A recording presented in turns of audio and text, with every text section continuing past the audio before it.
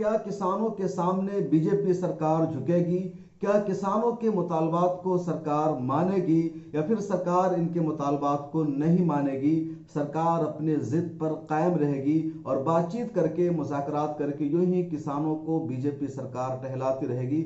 इस प्रोटेस्ट का अंजाम क्या होगा? क्या नतीजा निकल सकता है? क्या जिस तरीके से सीए, एनआरसी और एनपीआर के खिलाफ 3 महीनों तक प्रोटेस्ट चलता रहा लेकिन सरकार ने कोई तवज्जो नहीं दी और मुतालबे को तस्लीम नहीं किया, क्या उसी तरीके से इस मामले में भी सरकार अपनी जिद पर कायम रहेगी और किसानों की बात को नहीं मानेगी? क्या हल निकल सकता है? इस प्रोटेस्ट की वजह से सरकार पर कितना प्रेशर है, सरकार पर कितना दबाव है, सरकार का कितना नुकसान हो रहा है, पब्लिक का कितना नुकसान हो रहा है, इसका अंजाम क्या होगा? अगर सरकार बातों को नहीं मानती है तो कब तक किसान प्रोटेस्ट कर सकते हैं? ये लड़ाई किसके हक में जाएगी? पब्लिक की जीत होगी, किसानों की जीत होगी, या फिर सरकार अपनी मर्जी के मुताबिक काम करती रहेगी? सारी डिटेल्स और तफसील इस वीडियो में हम आपको बताने जा रहे हैं।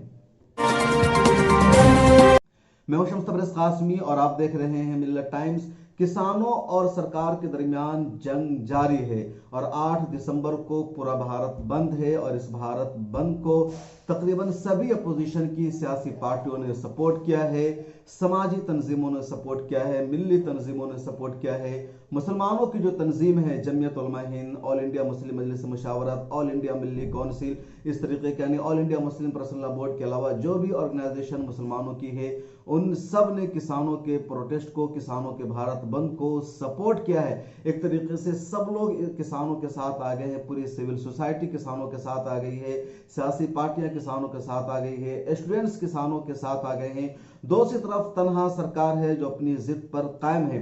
अब सवाल यह है कि इस लड़ाई का अंजाम क्या होगा? अभी तक जो चीजें हैं वो ये है कि किसान अब डायरेक्ट ये मांग कर रहे हैं कि कृषि से यानी खेती से मुताल्लिक जो 3 बिल पास किए गए, तीनों कानून को सरकार सिरे से खत्म कर दे।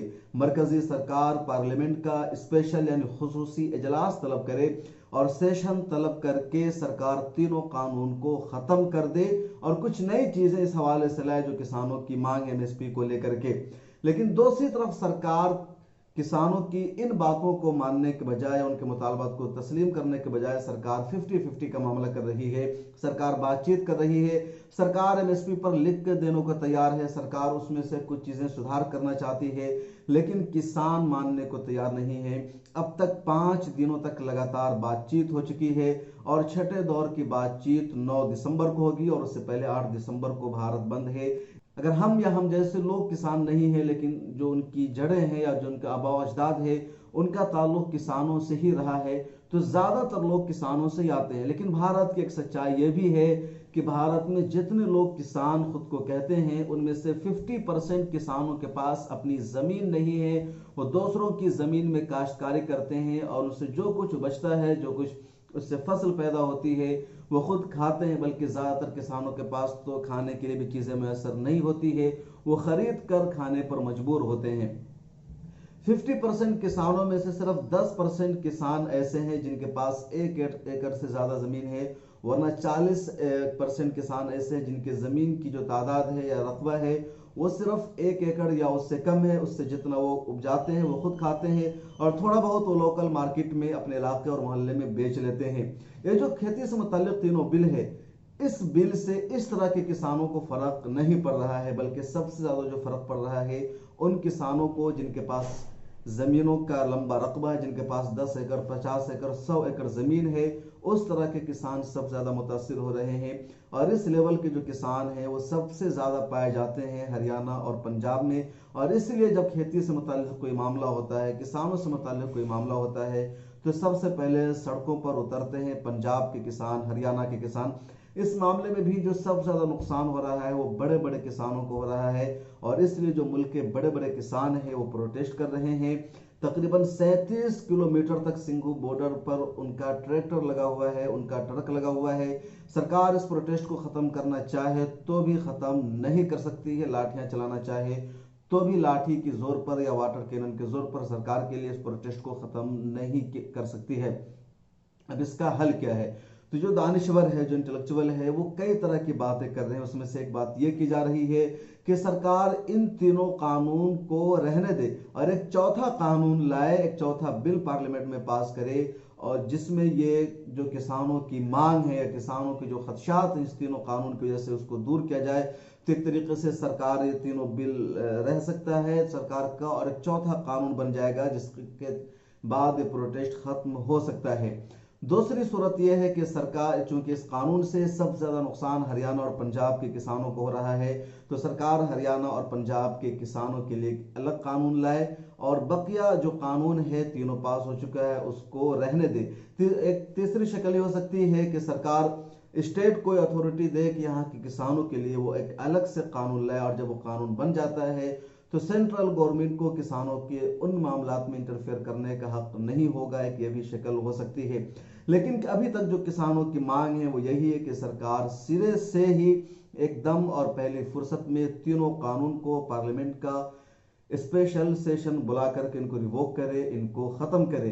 किसान इस बात पर अब लगता है कि राजी नहीं होंगे कि उनको ये छूट दी जाए, नहीं हरियाणा और पंजाब के किसानों को और दूसरे इलाकों के किसानों को छूट नहीं दी जाए, क्योंकि इस प्रोटेस्ट में अब पूरे मुल्क के किसान शामिल हो चुके हैं। हरियाणा और पंजाब के अलावा उत्तर प्रदेश, मध्य प्रदेश, बिहार, राजस्थान और दीगर सूबों के किसान भी इस प्रोटेस्ट का हिस्सा बन चुके हैं। चारों तरफ से दिल्ली को लोगों ने घेर लिया है। चौथा मसला यह है कि इस प्रोटेस्ट की वजह से सरकार को भी नुकसान हो रहा है और पब्लिक का सबसे ज्यादा नुकसान है। दिल्ली में खासतौर पर कामकाज ठप है, लोगों का रोजगार बिल्कुल ठप पड़ गया है, क्योंकि जिस सड़क पर प्रोटेस्ट हो रहा है वो लंबी सड़क है। पंजाब, हरियाणा और कई सारे इलाकों को, कई सारे स्टेट्स को वो सड़क जोड़ती है, तो लोगों का काम बंद पड़ा है और पब्लिक का सबसे ज्यादा नुकसान हो रहा है। लेकिन किसानों की मोहब्बत में पब्लिक इस नुकसान को बर्दाश्त कर रही है। लेकिन जब लंबा ये मामला चलेगा, ये प्रोटेस्ट लंबा खींचेगा, तो पब्लिक का नुकसान होगा और उसका असर डायरेक्ट सरकार पर पड़ेगा। एक और मामला इस सिलसिले में यह है कि अगर सरकार किसानों की बात को मान लेती है और तीनों कानून को सरकार रिवोक कर देती है, पार्लियामेंट का स्पेशल सेशन इसके लिए सरकार बुलाती है, तो फिर सीएनआरसी और एनपीआर के खिलाफ जो 3 महीने तक प्रोटेस्ट चला था वो लोग भी दोबारा सड़कों पर आ जाएंगे और सरकार को मजबूर करेंगे कि वो सिटीजनशिप अमेंडमेंट एक्ट को खत्म करे, इसके अलावा एनआरसी को खत्म करने का ऐलान करे, इसको न कराएं। तो उन लोगों के हौसले भी बुलंद होंगे और दोबारा से लोग सड़कों पर आएंगे और शायद इसी वजह से सरकार इस कानून को, यानी किसानों के प्रोटेस्ट पर तवज्जो नहीं दे रही है। सरकार कोशिश कर रही है कि बातचीत के जरिए ही मसला हल हो जाए और कानून वापस लेने की जरूरत न पड़े, क्योंकि अगर सरकार कानून वापस ले लेती है तो फिर सरकार की कमजोरी सामने आ जाएगी, सरकार की मजबूरी सामने आ जाएगी और सरकार के बारे में मैसेज आएगा कि बीजेपी ने गलत कानून बनाया था, जिसकी वजह से बीजेपी को झुकना पड़ा है, कानून वापस लेना पड़ा है। कई सारे मामले रहे जिसमें बीजेपी ने खुद को अहम बताया, खुद को बताया कि हम सही कर रहे हैं, और आवाम के लिए जिसके लिए कानून बनाए गए उसको गलत ठहराया। बीजेपी हुकूमत ने नोटबंदी का ऐलान किया और उस बारे में कहा कि हम सही है, हालांकि पूरी जनता ने कहा कि गलत हुआ है। सरकार ने कहा कि जनता को समझ नहीं है, जो कुछ उनको फायदा हो रहा है उसको वो समझने से कासिर है। कश्मीर से सरकार ने आर्टिकल 370 को हटाया। सरकार ने कहा कि यह अवाम के फायदे के लिए है, अवाम के हक में है, लेकिन अवाम को इसकी समझ नहीं है। अवाम ने इसकी मुखालफत की और कहा कि यह गलत हुआ है। सरकार ने सिटीजनशिप अमेंडमेंट एक्ट को पास किया, पब्लिक ने कहा कि गलत है, कानून के खिलाफ है।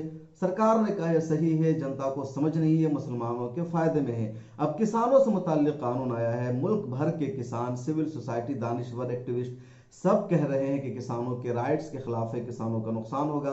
सरकार कह रही है कि नहीं, सही है। अब अगर सरकार किसानों की बात को मान लेती है और तीनों कानून को वापस ले लेती है तो सरकार का दावा गलत ठहरेगा कि वो सही कहती है और पब्लिक गलत कहती है, यानी सरकार गलत कानून बनाती आई है। पब्लिक के सिलसिले में सरकार ने गलत फैसले किए हैं, तो सरकार की एक बड़ी कमजोरी सामने आएगी और शायद बीजेपी सरकार अपनी इसी शर्मिंदगी से बचने के लिए कानून को वापस नहीं ले रही है। एक और मामला अपोजिशन का होगा कि अपोजिशन इस वक्त बहुत हावी है बीजेपी सरकार पर। किसानों की वजह से अपोजिशन को भी दमखम मिला है और किसानों के प्रोटेस्ट को अपोजिशन ने कई हवालों से सपोर्ट करना शुरू कर दिया है। अरविंद केजरीवाल सपोर्ट कर रहे हैं, यानी आम आदमी पार्टी सपोर्ट कर रही है। कांग्रेस सपोर्ट कर रही है, बीजेपी की इत्तेहादी रह चुकी अकाली दल सपोर्ट कर रही है, बिहार में आरजेडी सपोर्ट कर रही है और अलग अलग पार्टियां हैं वो सपोर्ट कर रही है। ऑल इंडिया मजलिस इत्तेहादुल मुस्लिमीन किसानों को सपोर्ट कर रही है, all India United democratic front किसानों को सपोर्ट कर रही है, एसडीपीआई का सपोर्ट हासिल है, वेलफेयर पार्टी ऑफ इंडिया का सपोर्ट हासिल है। इस तरीके से जो भी पार्टी है सब किसानों के प्रोटेस्ट को सपोर्ट कर रही है। अब अगर बीजेपी बिल को वापस लेती है तो अपोजिशन को मजबूती मिलेगी और उन्हें लगेगा कि पहली मर्तबा बीजेपी को हम शिकस्त देने में कामयाब हुए हैं। तो बीजेपी के सामने ये सारे सवालात है, ये सारी रुसवाई है, ये जिल्लत है। इसलिए बीजेपी किसानों को टरखाना चाहती है, उन्हें टहलाना चाहती है। टाल मटोल के जरिए बीजेपी चाहती है कि किसानों की बात मान ली जाए, लेकिन इस तरीके से नहीं जिस तरीके से किसान चाहते हैं। और किसान अड़े हुए हैं कि जब तक सरकार पार्लियामेंट का स्पेशल सेशन बुला करके तीनों कानून को रिवोक नहीं करेगी, खत्म नहीं करेगी, कलअदम करार नहीं देगी, हमारा प्रोटेस्ट अगले दिनों में और मजबूत होता जाएगा। देखिए आने वाले दिनों में क्या होता है वक्त ही बताएगा। फिलहाल इतना ही, लेकिन ऐसा लगता है कि कहीं ना कहीं किसानों की बात मानी जाएगी, क्योंकि किसान हैं, मुसलमान नहीं हैं। मुसलमान होते तो उन्हें कई तरफ से नजरअंदाज कर दिया था, लेकिन ये किसान है तो सब इनके साथ है, बॉलीवुड इनके साथ है, फिल्मी दुनिया इनके साथ है, सिविल सोसाइटी इनके साथ है, सियासी पार्टियां इनके साथ है, मिल्ली रहनुमा इनके साथ है। किसी को कोई खतरा नहीं है। लेकिन जब सीए नार्सर प्यार के खिलाफ प्रोटेस्ट हो रहा था और उसका मेन चेहरा मुसलमान थे, तो उस पर कई तरह के इल्जाम लगाए गए थे। एक अलग इशू है, एक अलग टॉपिक है। सवाल सुप्रीम कोर्ट पर भी लोग करने लगे हैं, वकीलों पर भी करने लगे हैं कि जब शाहीन बाग प्रोटेस्ट चल रहा था तो लोग कह रहे थे कि रास्ते पर प्रोटेस्ट नहीं करना चाहिए, आने जाने वालों को दिक्कत होती है।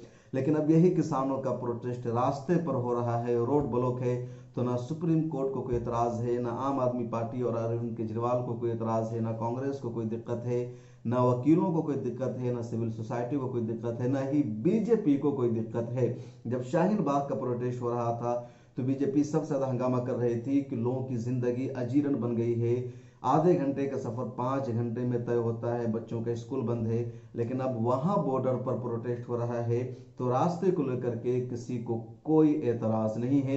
एक तफसील तलब मौजू है और अगली वीडियो में इस पर हम बातचीत करेंगे। आप इस ताल्लुक से क्या सोचते हैं, आपके ज़हन में क्या है, कमेंट सेक्शन में जरूर लिखिए। अल्लाह हाफिज। मिलेट टाइम्स की वीडियोस देखने के लिए यहाँ क्लिक करके सब्सक्राइब करें और हाँ, बेल आइकन जरूर दबाएं।